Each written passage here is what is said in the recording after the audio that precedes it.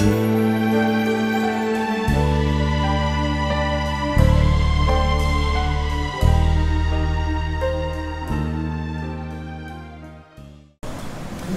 quero convidá-los para que vocês abram a palavra do Senhor no livro de Lucas, capítulo de número 9. A exposição de hoje fica aqui no livro de Lucas, capítulo 9, versos de número 18 a 22.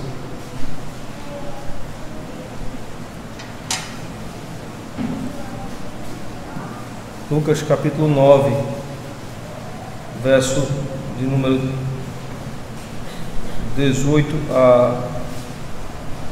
ao verso de número 22.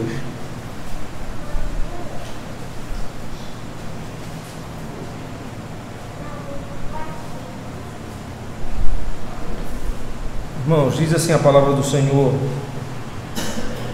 e aconteceu que, estando ele só orando, estavam com ele os discípulos, e perguntou-lhes, dizendo: quem diz a multidão que eu sou? Verso 19: respondeu eles e disseram: João Batista, outros Elias, e outros que um dos antigos profetas que havia ressuscitado. E disse-lhes: e vós quem dizeis que eu sou? E respondendo Pedro disse: o Cristo de Deus.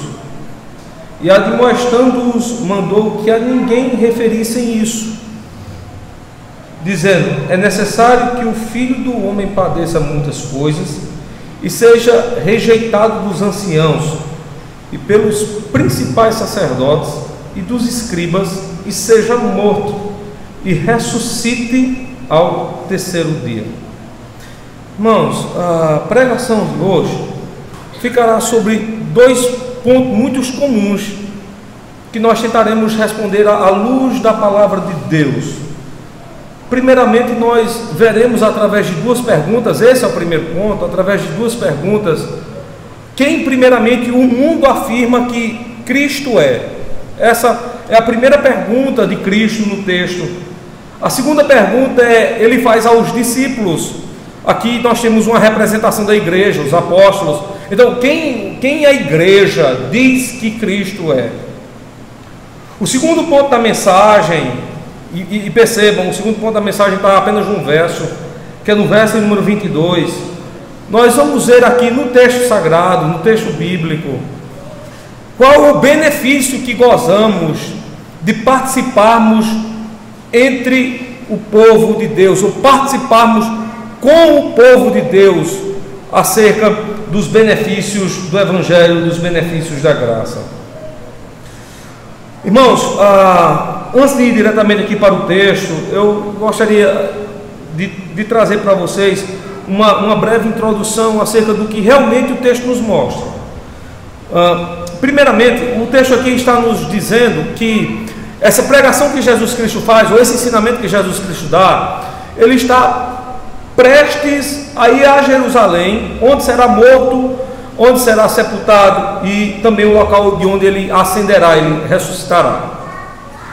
Segunda coisa que o texto nos mostra de forma que bem decisiva, é que ele faz pelas interrogações, pelas perguntas, uma justa separação entre o mundo e a igreja. Uma só pergunta para o mundo e uma só pergunta para a igreja mostram o abismo que há entre aquilo que o mundo pensa acerca de Deus e aquilo que a igreja, a noiva, o povo do Senhor diz acerca do noivo, diz acerca de Cristo. Então eu gostaria que você estivesse prestando atenção nisso.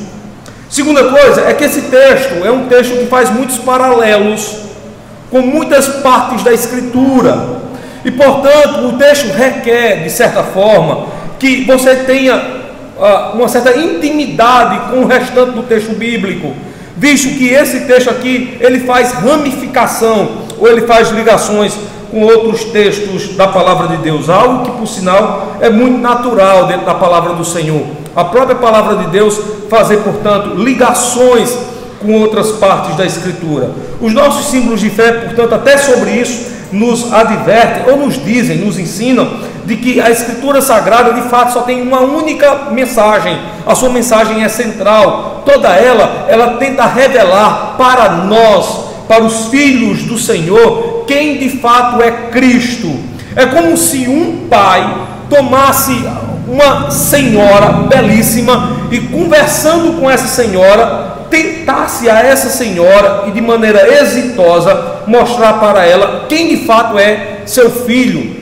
O pai fazendo aqui a apresentação do filho, a Escritura fazendo, portanto, a apresentação de Cristo. No final do texto, você vai ver que existe um grande benefício daqueles que mantêm ampla comunhão, ou ampla intimidade, talvez a palavra intimidade seja mais correta, ampla intimidade com Cristo do que com o mundo, com a igreja, do que com esta vida. Então vamos aqui ao texto, irmãos. Olha, vejam só, esse texto aqui é dividido em duas sessões. A primeira sessão, uma sessão extensa, verso 18 ao verso número 22. Nessa sessão aqui nós temos duas perguntas direcionadas a públicos diferentes, e nós temos duas respostas diferentes. Nessas respostas nós teremos algumas aplicações pastorais. A primeira pergunta que Cristo faz é aos seus discípulos acerca do que o mundo diz acerca dele. Essa é a primeira pergunta. Então, no verso de número 18, a pergunta é: quem diz a multidão? Parte final. Quem diz a multidão que eu sou? Então está se dirigindo aos discípulos, está se dirigindo aos apóstolos, à igreja, e está dizendo assim: o que é que a multidão, o que é que o mundo diz que eu sou? Observe que o verso número 19 nós temos a resposta. Não precisa ir muito longe. O próprio texto nos responde a pergunta. Os discípulos dizem: a multidão, o mundo, dão três respostas acerca de ti. Primeiramente, a multidão diz que o Senhor é João Batista, ou o Senhor é Elias, ou o Senhor é algum dos profetas que ressuscitou. Essas são as três respostas que o mundo dá acerca de Cristo, aqui pela expressão dos apóstolos. Mas deixa eu lhe dizer algo: o mundo dá respostas além dessas. Além dessas, é muito comum o mundo responder quem é Cristo. Por exemplo, o mundo da cultura diz que Cristo, ele é alguém bom de tal maneira que ele, vejam só, a regra do seu ministério: ele odeia o pecado e ama o pecador. Ele, além de ser bom, ele é belo. É o Cristo da cultura.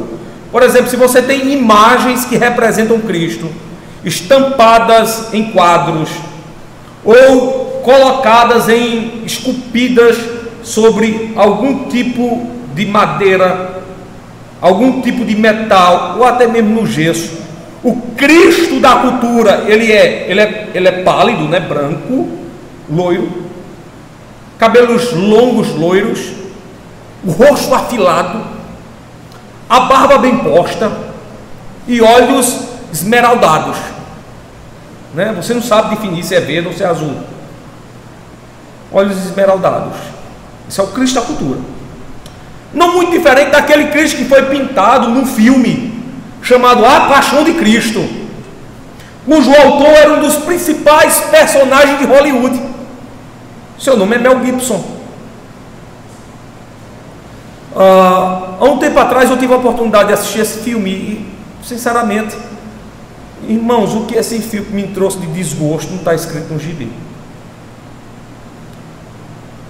Primeiramente, que o filme tenta mostrar um Cristo que é muito, mas muito diferente do Cristo da Escritura. Primeiramente, vamos para a sua definição física. O Cristo da cultura, dos filmes, aquele que é esculpido, veja, ele possui aquela fisionomia que eu acabei de descrever: cabelos loiros, pele caucasiana, branca, pálida, né? A Escritura não mostra isso. A descrição que a Escritura mostra do povo de Deus é completamente diferente. Salomão, se referindo aos filhos de Israel, diz assim: a tua pele morena. Ele dá detalhes acerca da pele do povo.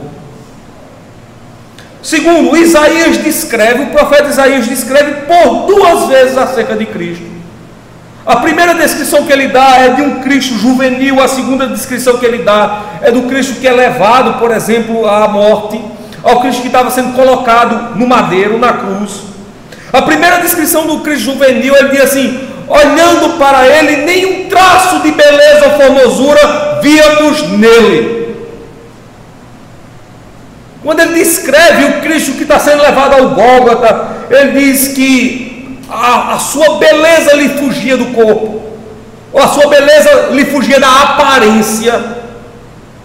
E assim, olhando para ele, nenhuma beleza também víamos.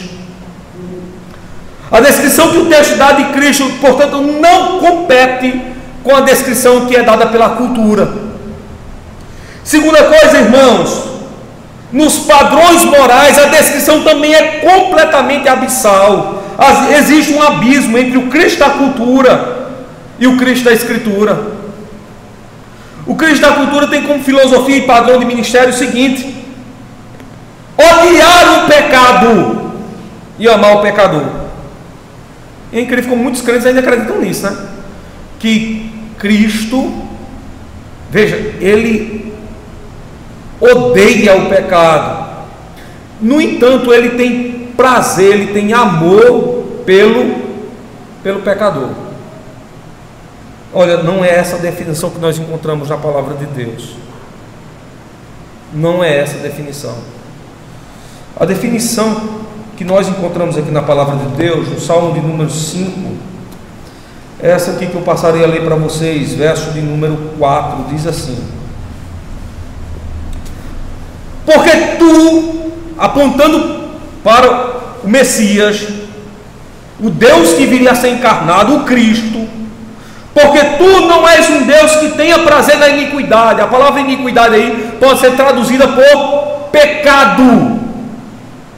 Continua o texto: nem contigo habitará o mal. Verso 5: os loucos não pararão à tua vista. A palavra loucos também pode ser traduzida por aqueles que praticam e amam a maldade. E o próprio verso 5 justifica isso. Na continuidade dele é assim: odeias a todos que praticam a maldade. Odeias. Portanto, o Cristo da Escritura em absolutamente nada tem a ver com o Cristo do mundo, o Cristo da cultura. Aquilo que o mundo diz acerca de Cristo não é aquilo que a Escritura diz acerca de Cristo. E aqui nós quebramos uma regra que é a primeira pastoral: a voz do mundo não é a voz de Deus, irmãos. A voz da cultura não é a voz de Deus. A voz de Deus é a voz da Escritura. A Escritura, portanto, é a voz de Deus. O que o mundo diz acerca de Cristo, a Escritura diz justamente o contrário.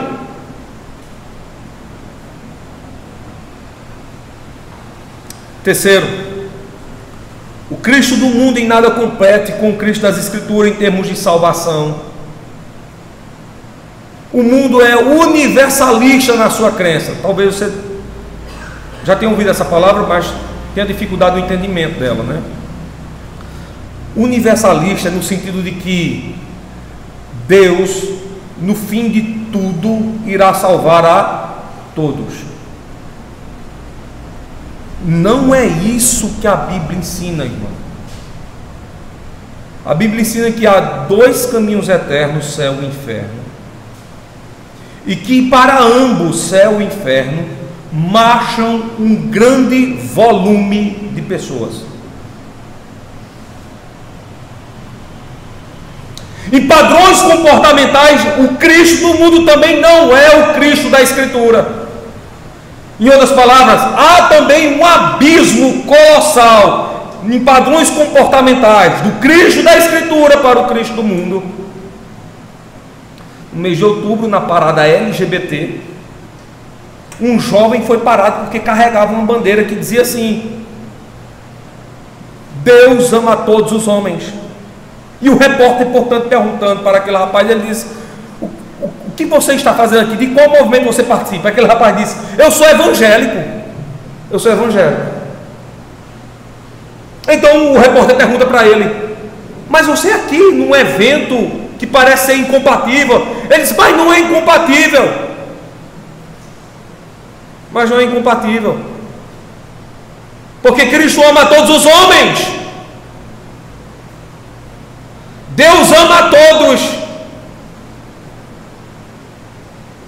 E aí me veio logo na mente uma passagem um evento que há muito tempo eu participei, quando morava na cidade do Recife, quando estava subindo lá o elevador para ir para o meu apartamento.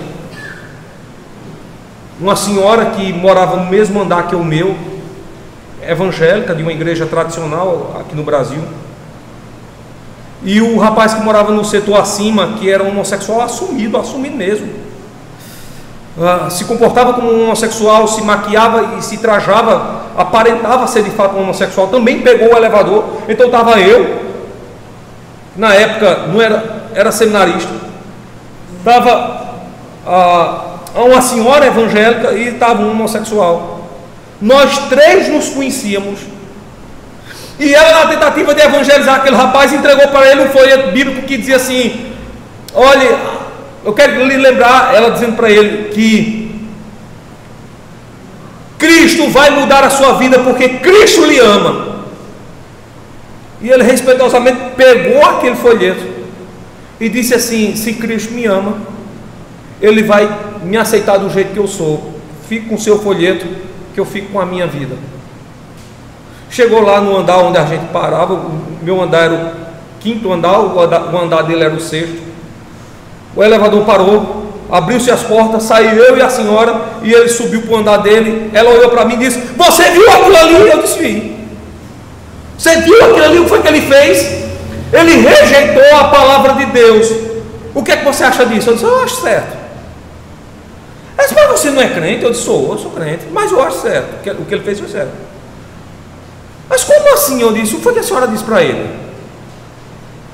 Eu disse que Jesus Cristo ia mudar a vida dele, porque Jesus Cristo o ama. Eu disse: pronto. A senhora acabou de se contradizer. Se Cristo de fato ama ele, Cristo vai aceitar ele do jeito que ele é. Vai aceitar do jeito que ele é, homossexual, depravado, com os vícios dele. Se eu não estou entendendo nada. Eu disse: pronto, deixa eu explicar aqui para a senhora. Primeiro, que a senhora errou em dizer que Cristo o ama. A senhora errou porque primeiramente a senhora disse que Cristo ia mudar a vida dele. Amor na Bíblia e fora dela é uma instituição incondicional. Se nós dizemos que amamos alguém, amamos independentemente dos defeitos que aquela pessoa tenha ou porte.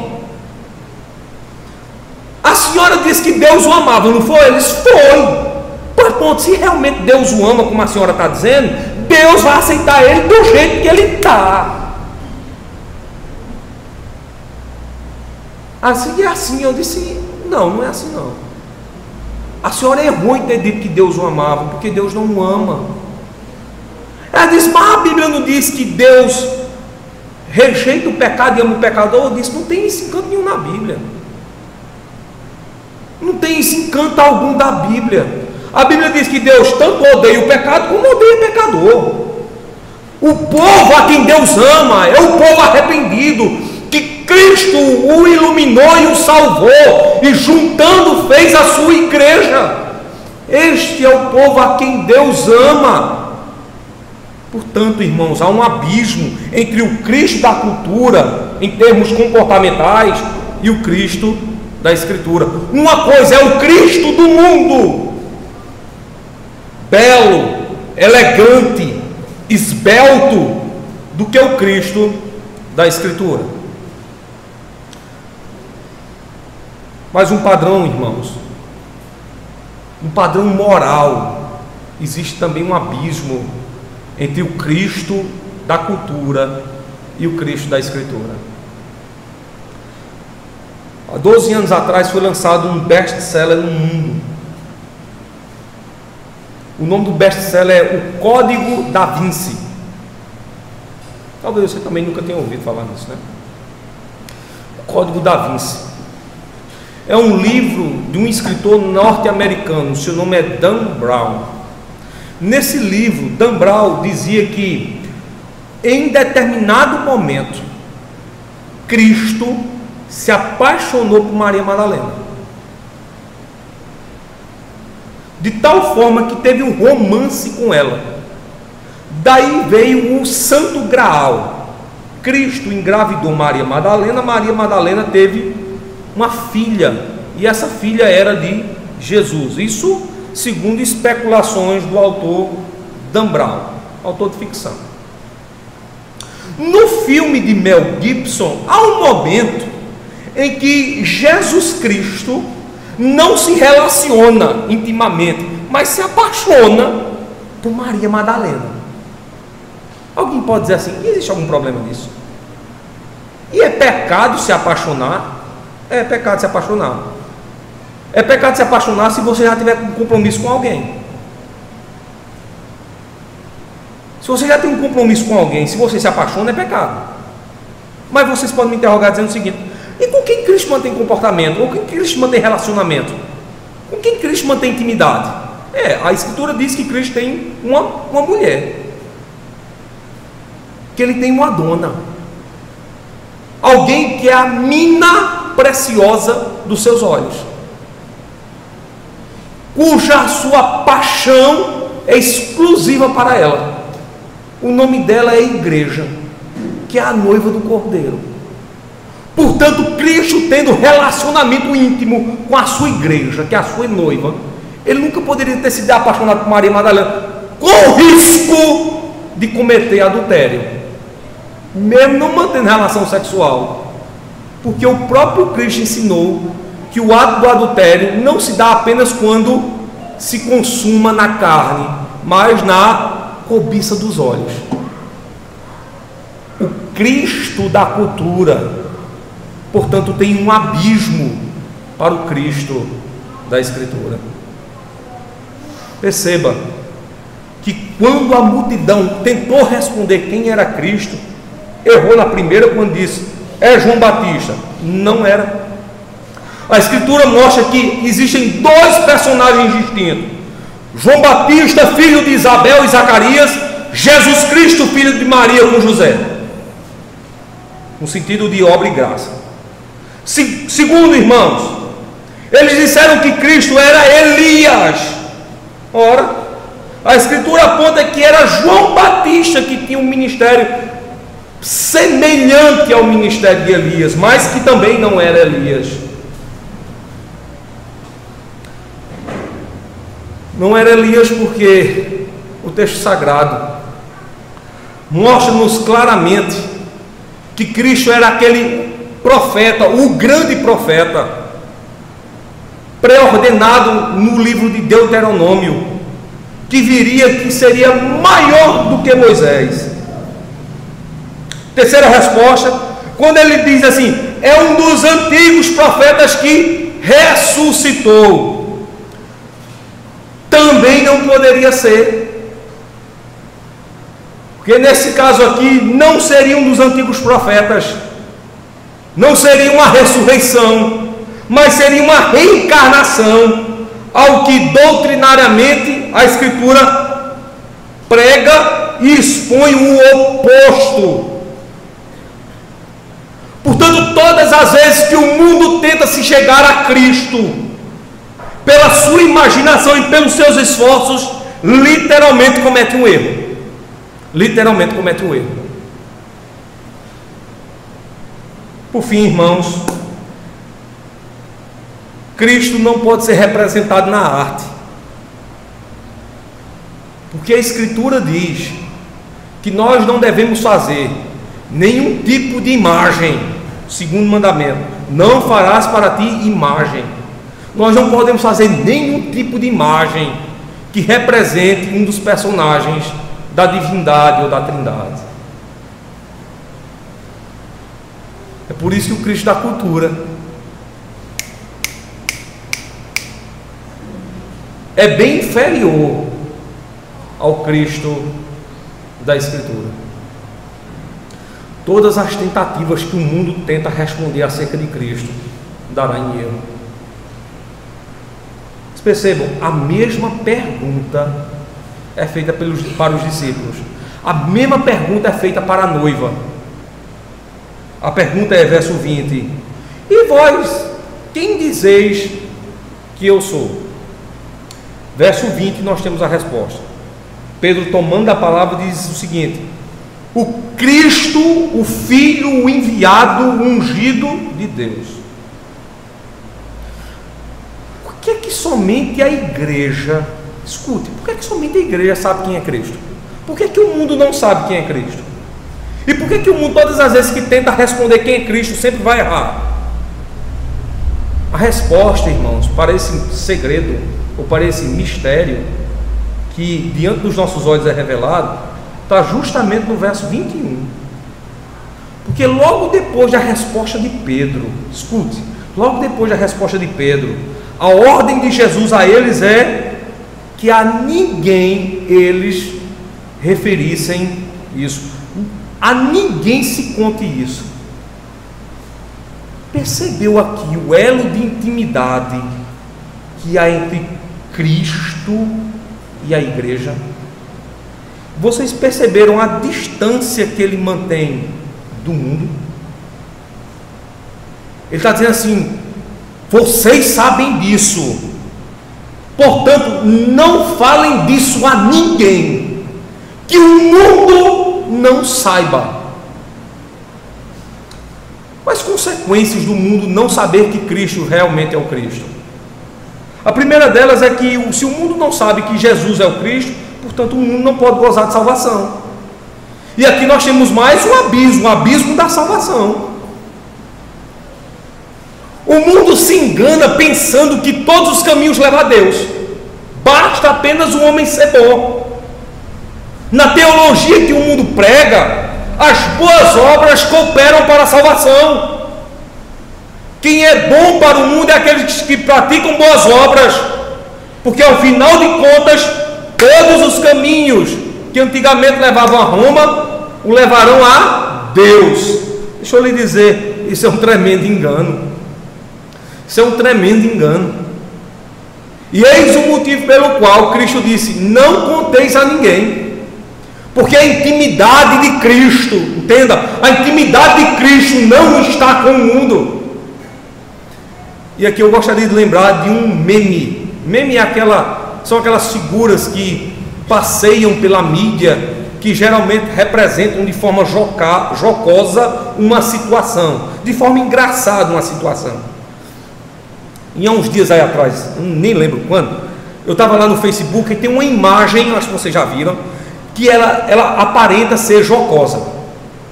Um rapaz abraçado com uma moça.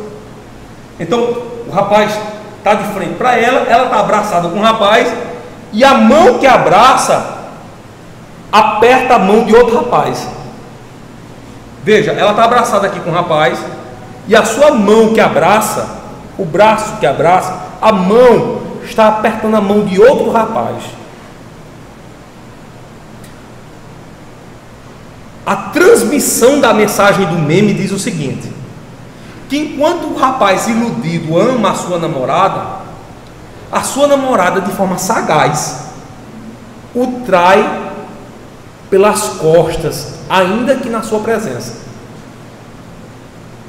Ainda que na sua presença. O meme justamente quer representar isso, quer nos transmitir essa mensagem. Perceba, a intimidade de Cristo, escute bem, a intimidade de Cristo não é com a sua noiva e não é com o mundo. Cristo não dá a mão ao mundo. nem muito menos a sua noiva pode dar. Nem muito menos a sua noiva, a sua igreja pode dar a mão ao mundo. Nós não temos intimidade com essa vida, irmãos. Nós não temos intimidade com o mundo.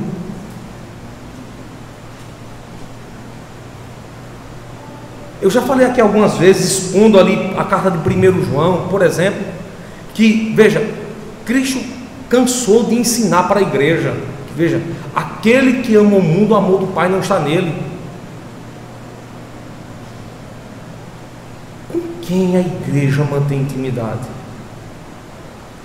Veja, primeiro livro de João, capítulo 1, verso de número 3. Veja com quem nós mantemos intimidade.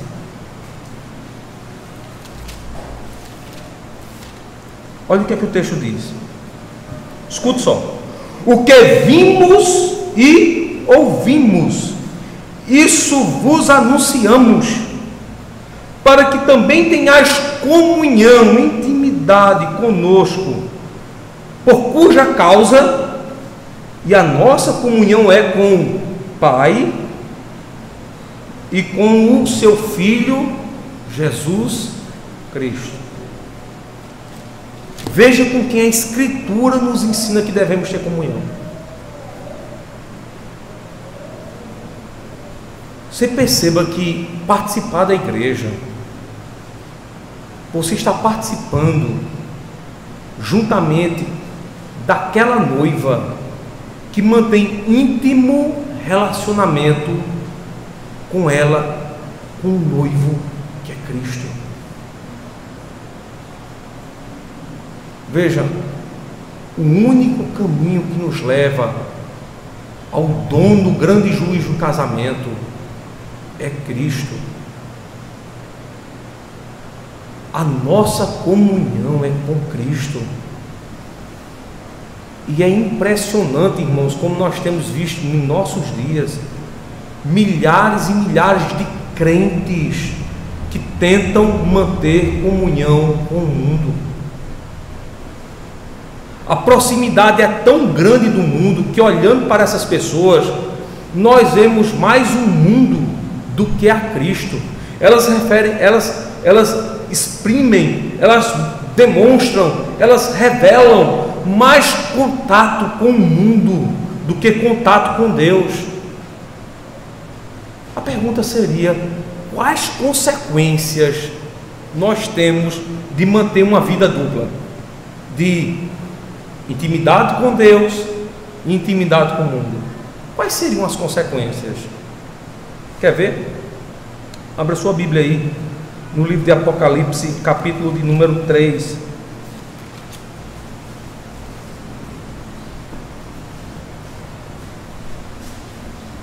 Veja, verso de número 15. Esse texto aqui ele trata da igreja de Laodiceia. Veja aqui, verso 15 e o verso 16, quais as consequências. Olha só: conheço as tuas obras, que nem és frio nem quente, ou seja, nem vive para o mundo e nem vive para Deus, ao mesmo tempo que quer viver para o mundo e viver para Deus. Quem deras fosses frio ou quente, assim porque és morno e não és nem frio nem quente, olha a consequência: vomitar-te-ei da minha boca. Qual a imagem que você tem agora de um crente que tenta servir a Deus e ao mundo ao mesmo tempo? Você quer saber qual a imagem dele? Olha o verso número 17. Como dizes: rico sou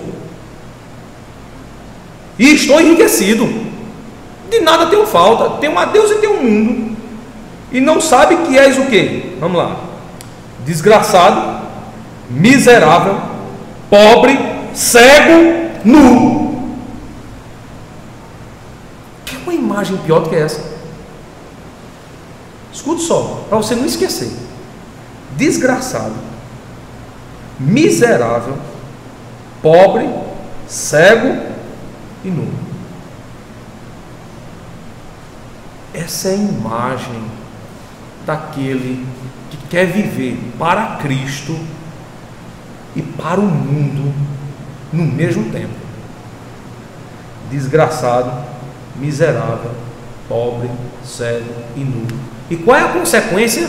Ser vomitado. Ser vomitado. De onde você veio? Fui vomitado da boca de Deus. Quem é você? Rapaz, eu possuo sobrenomes: desgraçado, miserável, ou você pode me chamar de pobre, ou cego, ou se querer pode me chamar de nu. Vomitado da boca de Deus. Desgraçado, miserável, pobre, cego e nu. Essas são as consequências daquele que vive para o mundo e para Cristo ao mesmo tempo. Veja, daquela pessoa que tenta ser o legalzão, que não quer se indispor com ninguém, que quer ser legal com todo mundo, quer ser legal com o pessoal da igreja e quer ser legal com o pessoal do mundo. Veja, você vai ser vomitado da boca de Deus, e Deus lhe dirá adjetivos que é pertinente somente a você: desgraçado, miserável, pobre, cego e nu.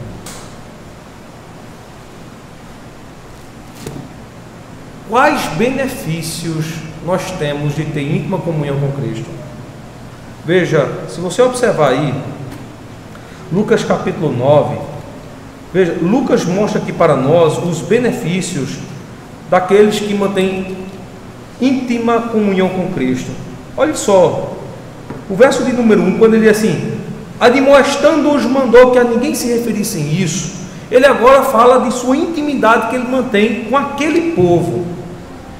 E veja, nós temos aqui benefícios na palavra de Deus dessa intimidade que nós podemos ter com Cristo. Abra sua Bíblia aí no livro de Romanos, capítulo de número 8. Veja, benefícios que nós gozamos de termos intimidade com Cristo e rejeição com as práticas e com a vida do mundo.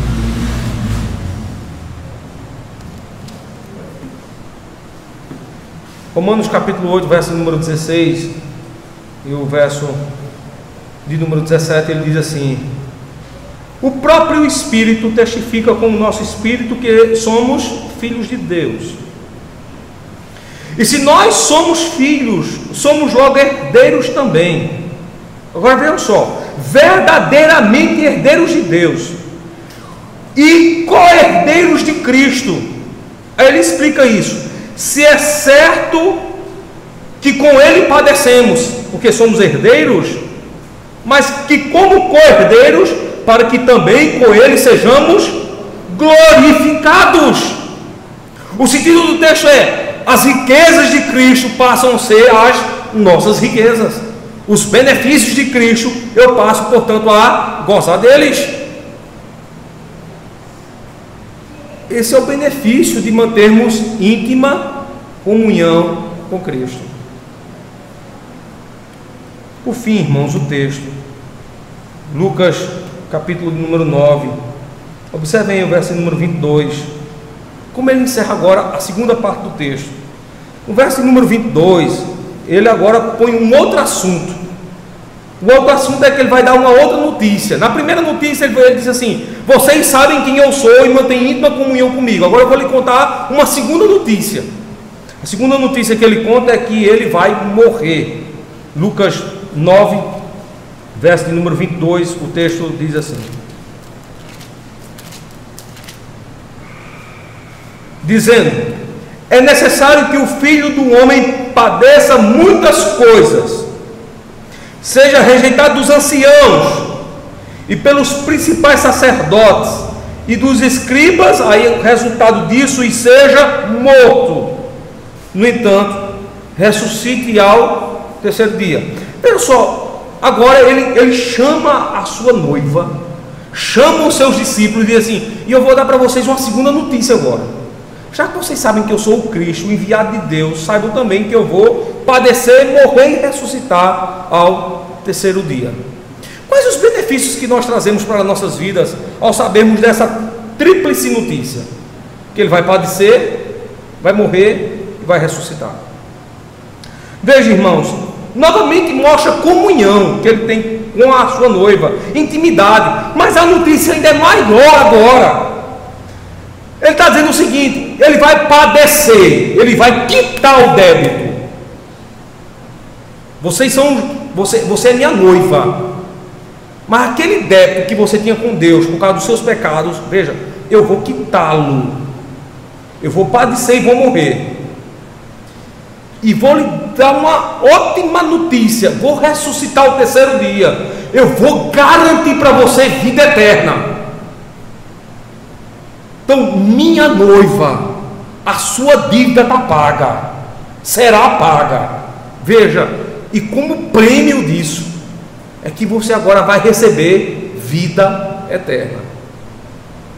Perceba que os benefícios de pertencer à igreja de Cristo, portanto, eles extrapolam o nosso entendimento. Porque a razão comum era que, se ele paga a nossa dívida, é que para ele nós somos eternos devedores, e que não receberemos premiação alguma. Pelo contrário, ficaríamos com um débito eterno. Mas a razão do texto é que ele paga a dívida e ainda não dá o presente.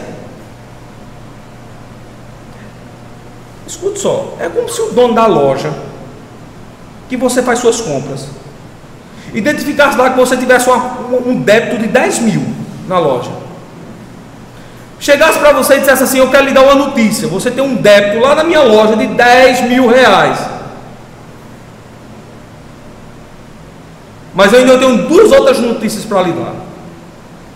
A segunda notícia, depois dessa, é que eu vou pagar o seu débito. Eu sou dono da loja e eu mesmo vou pagar o seu débito. E qual é a terceira? É que, além de pagar o seu débito, eu vou dar a minha loja para você. Pronto, agora foi tudo. Eu não estou entendendo nada. Peraí, eu estou devendo a você 10 mil, você vai pagar a minha conta e vai me dar a loja de presente? O dono da loja está dizendo assim. Irmãos, entendam que foi justamente isso que Cristo fez conosco. Nós tínhamos um débito contraído lá no Éden com Deus. Ele pegou o seu filho para quitar a nossa dívida, morrendo na cruz, e depois de ressuscitar o terceiro dia, ele ainda nos dá a sua glória de presente. Pense se isso é lógico. Agora vejam comigo, é por isso que quando Paulo escreve a carta ao povo de Corinto, a primeira carta, nós lemos lá no capítulo 1 que Paulo chama a pregação do Evangelho como loucura, a loucura da pregação do Evangelho, de um Deus que perdoa os nossos pecados, que quita o nosso débito e ainda nos dá um presente, a glória eterna. Aonde ou em que outro local você ouvirá uma mensagem maravilhosa como essa? Pastoralmente, irmãos, nós temos um ensinamento poderoso aqui no verso número 22. É que o ensinamento que Cristo está dizendo que vai padecer, vai morrer, vai ressuscitar, ele está nos mostrando claramente que a salvação não é por nenhum mérito nosso. Não é que nós somos salvos porque praticamos alguma coisa boa, legião da boa vontade ou espiritismo. Não é isso que a legião da boa vontade diz, que nós temos que praticar boas obras para sermos grandes homens. Não é isso que o espiritismo prega, que a salvação vem através de boas obras. Então danam-se os homens do mundo para fazer boas obras. Os ricos, durante uma época da sua vida, fazem grandes doações de dinheiro para que os pobres possam se saciar na sua riqueza, na expectativa de que eles ricos herdem a vida eterna. Deixa eu dizer isso para vocês, isso não é uma notícia moderna, mas isso é uma notícia antiga. Na época da Reforma Protestante e antes disso, os homens acreditavam que através de boas ações eles poderiam ganhar a vida eterna. A Igreja Católica chamava isso de indulgência. Você pagava para poder receber um pedaço do céu. Saibam que aquela igreja construída no Vaticano, o templo de São Pedro, foi construída através de indulgências. Muitos homens acreditavam que dando a Deus fortunas de dinheiro, eles poderiam angariar a salvação. Deixa eu dizer, essa notícia não ficou parada no passado, mas ela é bem viva hoje no presente. Igrejas e mais igrejas se avolam dizendo que nós podemos ser salvos pelas boas obras. Olha, irmãos, é totalmente diferente daquilo que a Escritura mostra. A Escritura mostra que nós não somos salvos por boas obras. Efésios capítulo 2, verso número 8 diz assim: a salvação é um dom de Deus. Ela vem se manifestando a nós por meio da graça.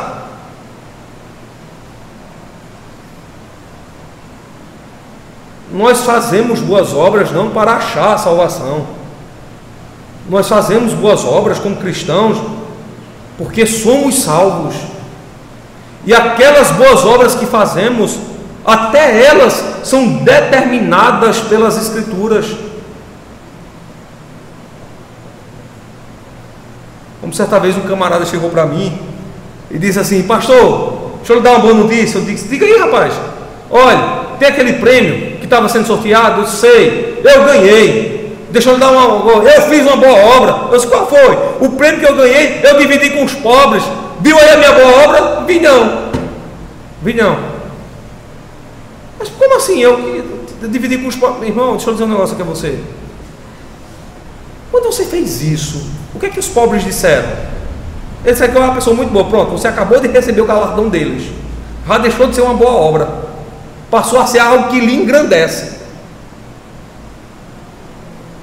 Até as boas obras que praticamos, ensinadas por Cristo em Mateus capítulo 6, deve ser feita com a mão, para que a outra não veja. Mas aqueles que vão à frente dos templos, disse Cristo, e dão esmola aos pobres, e fazem com que os necessitados sejam socorridos, eles já receberam até mesmo seu galardão. Até para isso a Escritura tem regra. Até para isso a Escritura tem regra. Então observe só, irmãos, a lição pastoral que o verso 22 nos dá é que até para a salvação nós não fizemos absolutamente nada. Quem padeceu, quem morreu e quem ressuscitou ao terceiro dia foi Cristo. E portanto Ele se torna o nosso mediador, o nosso Senhor e o nosso Deus. Ele é mediador entre nós e os homens. Ele é o nosso Senhor, aquele que governa e preside sobre as nossas vidas. Ele é o nosso Deus, aquele que deve receber através de nós todo louvor, toda adoração, todo culto. Tudo deve ser dado tão somente para Ele. Perceba agora que o verso número 22 enseja que os cristãos se juntem, se reúnem e observem os méritos de Cristo, não os seus próprios méritos. Lição, portanto, dos textos, e aqui a aplicação pastoral. Primeiramente, você observe que a amizade com o mundo, ela não pode trazer nenhum benefício para a sua vida. Portanto, se esquive do mundo. Se esquive, corra dele, se aproxime de Deus. O nosso melhor amigo é Cristo. O que o mundo tem para nos oferecer e dar nada mais é do que brigas, contendas e dissoluções. Tudo o que Cristo tem para nos dar resulta para a vida eterna. Foi Cristo e não o mundo que morreu em nosso lugar. O lugar, portanto, de um cristão é em Cristo e não no mundo. Deixa eu abrir aqui apenas um parêntese na mensagem. Há muitos crentes que pensam que permanecer em casa, chamado de crentes domésticos, porque eu já ouvi falar de católico não praticante, mas de crente não praticante é a primeira vez. Mas crentes que pensam que podem ser crentes em casa estão completamente enganados. A comunhão do povo está em se reunir como igreja, como noiva de Cristo. É através da comunhão que ouvimos a palavra de Deus e que sabemos que Deus está entre nós, especificamente no nosso meio. Portanto, a nossa comunhão, conforme diz João, capítulo 1, verso número 3, na sua primeira epístola, é com o Pai e com seu Filho Jesus Cristo. Segunda pastoral de aplicação nessa noite, eu gostaria que você visse também no verso número 22, que o texto nos mostra claramente que não foi através dos nossos méritos, dos nossos sacrifícios, das nossas boas obras, da nossa bondade, da bondade que há em nosso coração, que nós achamos a salvação. Há muitos crentes que até de forma enganada tratam Cristo como uma mercadoria. Pensam que, eu aceitei a Jesus, como se Cristo estivesse perdido e ele, crente com uma boa ação, dissesse assim: ei Jesus, estou aqui, eu vou correr para os teus braços. Miserável, o perdido era você e não Cristo. O perdido era você e não Cristo. Não foi você que achou Jesus, foi Cristo que te achou. Foi Cristo que te achou. Quem estava vagando no mundo, detido e escravizado no pecado, era você e não Cristo. Portanto, Cristo não é mercadoria para você aceitar. A coisa da história não é Cristo, é você. Abrir um segundo parênteses na mensagem. Há também quem pense que Cristo lhe aceitou porque você possui algum tipo de valor. Tem até música gospel que canta isso. Você tem um valor. Qual? Qual é o valor que você tem? Me diga aí, qual é o valor que tu tem? Meu irmão, deixa eu lhe dizer uma coisa. O precioso na história é Cristo, não é você não.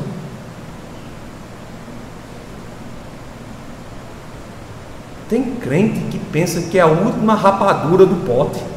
Deixa eu lhe dizer, você estava perdido.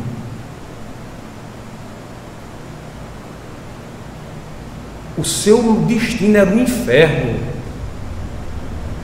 Mas por causa dos méritos de Cristo, é do inferno você foi tirado. Você não foi nada para sair da morte para a vida. Tenho como ilustração para isso aquele encontro entre o morto Lázaro e Cristo. Jesus chegou lá e Lázaro gritou: tira-me daqui, socorro! Mas foi, ó para aí, mas foi muito. Cristo é quem chamou o morto para a vida e pediu que homens removessem a pedra, porque aquele Lázaro já estava fedendo. Deixa eu dizer, você não possui o perfume de Cristo, você não muito possui o perfume de Lázaro, podre e nojento que ninguém quer. Cristo é que ainda foi aquele que lhe quis.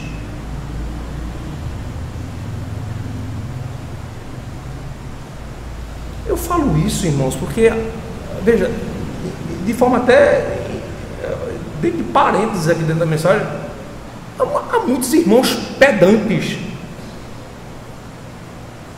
Eu já ouvi de crente dizer assim: se eu sair daquela igreja, aquela igreja vai ver, sentir minha falta. Saia, meu irmão.